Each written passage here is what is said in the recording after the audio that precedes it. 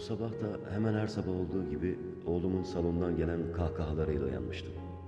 İki kalın perdenin arasından süzülen gün ışığı, son 5 yıldır yanımda duran ama kimsenin başını koymadığı yastığa vuruyordu. Bir an için karımın yine yanımda uzanmış masmavi gözleriyle bana bakıp gülümsediğini hayal ettim. İçime yerleşen duygunun özlem mi yoksa öfke mi olduğuna karar verememiştim ama beni yaraladığı kesindi. Kocasını ve daha 2 yaşındaki oğlunu terk etmiş, korkak ve bencil bir kadını sadece birkaç saniye düşünmek bile büyük zaman kaybıydı aslında. Geçmişten ruhuma esen o buz gibi rüzgardan kaçmak için yataktan kalktım ve perdeleri 2 yana ayırıp camın önünde öylece durdum. Ne var ki güneş sadece tenini ısıtabiliyordu insanın.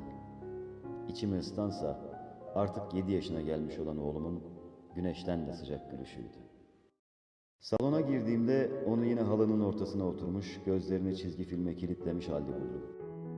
Ne kadar da mutluydu ve bir o kadar masum. Beni görür görmez ayaklandı. Tatlı bir heyecanla odasına koştu ve elinde son yaptığı resimle yanı başımda bitiverdi yine. Belli ki yine tan ağarmadan uyanmış, boya kalemleriyle birkaç saat geçirmişti. Yorumumu merak eden bakışlarla bana uzattı parkta oynayan neşeli çocukları. Aralarında kendisi de vardı ve yavru bir kediyi seviyordu. Elimi alıp bir sağ kaşımı, bir sol kaşımı kaldırarak bir eleştirmen edasıyla inceledim resmi. Oğlum yaptığı için mi seviyordum, yoksa gerçekten harika resimler miydi bunlar? Yoksa sebebi merhamet miydi bu hayranlığımın? Çözemiyordum. Avucumu açtım ve ellerimizi birbirine çaktık gülümseyerek. Bu resim de odasının duvarına asılmayı hak ediyordu. Çekmeceden yapıştırıcı bandı alıp odaya koştu. Peşinden gittiğimde yatağının üstüne çıkmış, resmin asılacağı yeri gösteriyordu. Duvarlarda boş yer kalmamıştı neredeyse. O da adeta rengarenk öykülerle dolu bir masal diyarına dönüşmüştü. Tıpkı oğlumun dünyası gibi. Baş başa krallara layık bir kahvaltı yaptıktan sonra oğlumu okuluna bıraktım. Dönüş yolunda akıp giden hayatları izledim otobüsün kocaman camlarından. İnsanların nereye koşturduklarını, nelere ağlayıp nelere güldüklerini, ne dertleri, ne hayalleri olduğunu düşünüp durdum yol boyunca. Bir filmdeki karakterleri izlermiş gibi hissettim kendimi. Sonra kendi filmimi düşündüm, kendi hayatımı. Başrolde ben vardım ve neye üzülüp neye sevindiğimi, nereye koşup nerede yorulduğumu sorgulamaya başladım. Benim filmim ne tür bir filmdi? Psikolojik miydi, sosyolojik mi? Yoksa bir melodram mı? Aşkla kurduğumuz yuvayı bir anda yerle bir eden karım evi terk ettikten sonra tüm gün oğlumun yanında olabilmek için yıllardır severek yaptığım Almanca öğretmenliğini bırakmıştım. Evde özel dersler vermiş, kitap çevirileri yapmış, oğlum okula başlayacak yaşa geldiğinde ise bir tercümanlık bürosunda çalışmaya başlamıştım. Bu arada oğlumdan ilham alarak bir çocuk kitabı bile yazmıştım. Sonunda gözlük takmam gerekmişti ama şikayetçi değildim. Kitabımı tamamlamak için tercüme bürosundan 2 ay izin almıştım. Ama daha 3. haftada kitabı bitirmiş, birkaç yayın evine göndermiştim bile. Otobüsten inip eve döndüğümde yazdığım sayfalar sanki onları tekrar okumam için bana sesleniyordu masanın üstünden. Kendime bir kahve hazırlayıp koltuğuma yerleştim ve ilk sayfayı alıp okumaya başladım. Aklım yayın evlerinden gelecek cevapların endişesiyle dolduğundan olsa gerek, sayfanın sonuna geldiğimde bir sözcüğü bile anlayarak okumamış olduğumu fark ettim. Sayfayı yerine bıraktığım anda ev telefonu çalmaya başladı. Heyecandan kalbim duracak sandım. Ancak 4. çalışımdan sonra cevap verebildim. Tahmin ettiğim gibi yayın evlerinden biriydi arayan. Cevapları olumsuzdu. Çocuk kitaplarıyla ilgili bir çalışma yapmayı düşünmediklerini söylüyorlardı. Teşekkür edip kapattım telefonu. Kitabımı yayınlamayacakları için değil, sonucu bildirme nezaketini gösterdikleri için de bu teşekkür. Kahvemi alıp koltuğuma döndüm. Koca bir yudum alıp tadına varmaya çalıştım buram buram kokan kahvenin. Karım gittikten sonra alışmıştım kahveye. Oğlum için mümkün olduğunca uyanık kalmanın bir yolunu bulmuştum kendimce. Eski bir öğretmen olarak bu kez kendi düşüncelerime eğitmeye çalıştım. Ne olursa olsun hayatı hiçbir zaman düşman ilan etmemeliydi insan. Yıllar boyunca yaşadığım her bir acı ve her bir gözyaşı için affetmem gereken tek kişi yine bendim. Çünkü insanın en büyük düşmanı kendi yarattığı korkulardı ve ben kendime hep bunu yaşatmıştım. kendime hep kafamdan geçenleri yaşatmıştım. Korkularım hayallerim geleceğe uzanıp giderken telefonun sesiyle kendime geldim. Bu kez arayana dair hiç endişe yoktu içimde. Kucağımdaki boş kahve fincanını masaya bırakıp emin adımlarla telefona yaklaştım ve duraksamadan cevap verdim. Başvurduğum en büyük yayın evinden aranıyordum ve yayın evinin sahibi benimle bizzat konuşmak istiyordu. Kısa bir klasik müzik dinletisinden sonra o ana dek duyduğum en içten kadın sesiyle karşı karşıya kalmıştım bir anda. Kendinden çok emindi. Kitabımı çok beğendiklerini ancak uygun görürsem bir iki yerinde yapmamı istedikleri değişikliklerden bahsediyordu ses. Kitapta büyük bir fark yaratmayacaktı belki ama hoşuma gitmişti önerdiği fikirler. Karşılıklı anlaşmaya vararak kapattık telefonu. Günler birbirini izlerken yayın evi sahibiyle hemen her gün konuşmaya başlamıştık.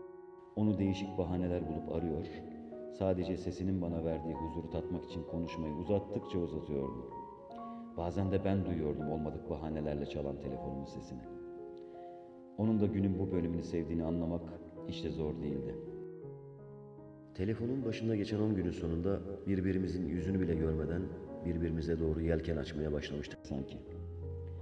Cesaretimi toplayıp yüz yüze bir iş görüşmesi bahanesiyle onu sahile kahve içmeye davet ettim. Kabul etti. Bir saat sonra elimde kitabımın son haliyle buluşmaya kararlaştırdığımız kafenin önündeydim. Benim üzerimde beyaz gömlek vardı ve onun hakkında bildiğim tek şey üzerinde pembe bir ceket olacağıydı. Kafeden içeri girip arka kısımdaki bahçeye çıktım.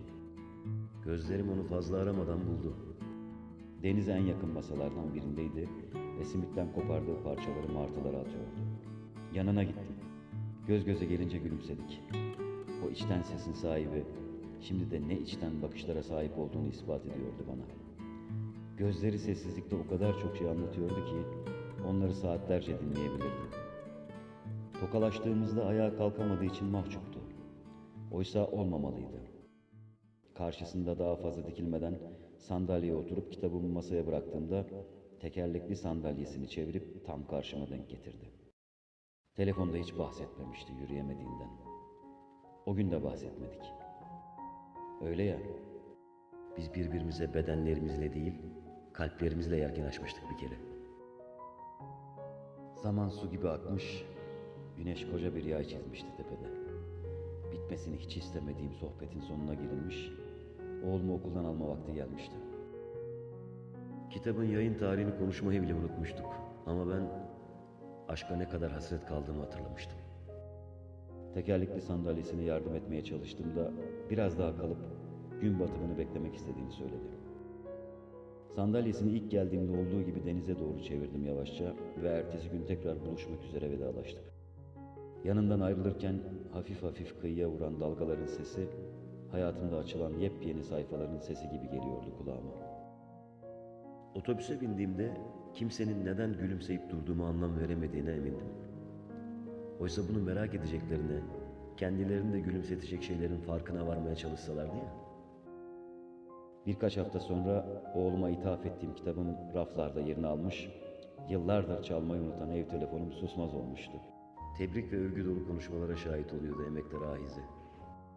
Oğlum her gece koynunda kitabımla uyuyor, Hayatıma anlam katan kadın ise varlığıyla her günümü aydınlatmaya devam ediyordu.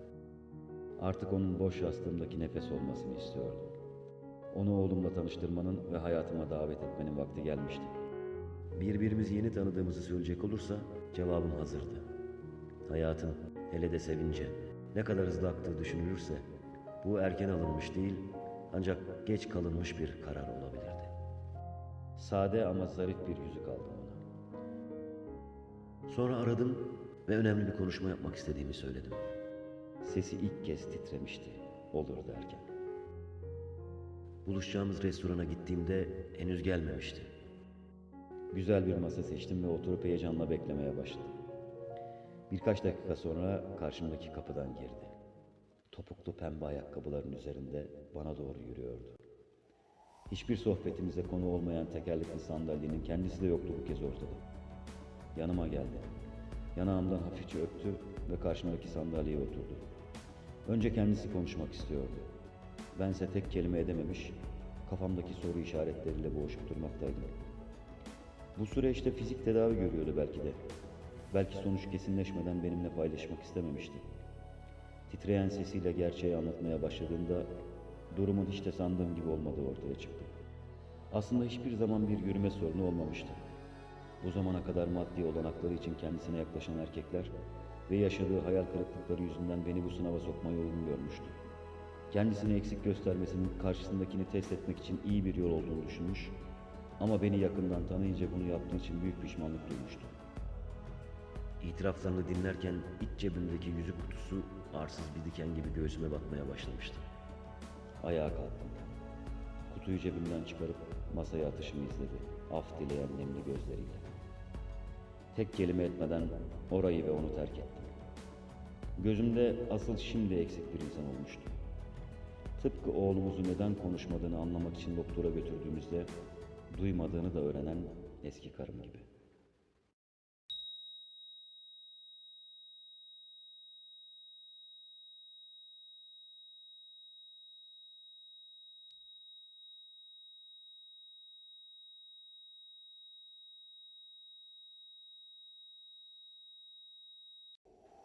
Dünyada aşılması en zor engeller, kafaların içine inşa edilen yapay engellerdi belki de. Asıl eksiklik bedenlerde değil, ruhlardaydı. Kafamdaki düşünce yığınlarını kaldırımlarda öbek öbek bırakarak yürüdüm saatlerce. Oğlumun okulunun önüne geldiğimde kendimi hafiflemiş hissettim. İkinci katın penceresinden gülen gözlerle bana bakıyor, el sallıyordu. Elimle çapraz bir çizgi çektim göğsümün üstüne, onu çok sevdiğimi söylemek için. O da aynısını yaptı. Birkaç dakika sonra koşarak yanıma geldi ve saf sevgisini boynuma doladı. O gün durakta beklemedik. Otobüse binmedik. Bir köşedeki bakkaldan ekmek alıp eve gitmedik. O gün oğlumun en sevdiği parka gittik. Salıncakta sallandık. Tahterevalliye bindik. Gölde yüzen ördekleri seyrettik. Akşam yemeği yerine közlenmiş mısır yedik. Bir ağacın altında bulduğumuz yavru kedinin küçük ve mutlu ailemizin bir parçası olmasına karar verdik. Eve dönerken kendimize birer hediye aldık. Bir paket kahve, yeni boya kalemleri ve bir kutu mama. O gün değişmeyen tek şey vardı. Oğlumun gülen gözleri yine ısıtmıştı hayatı.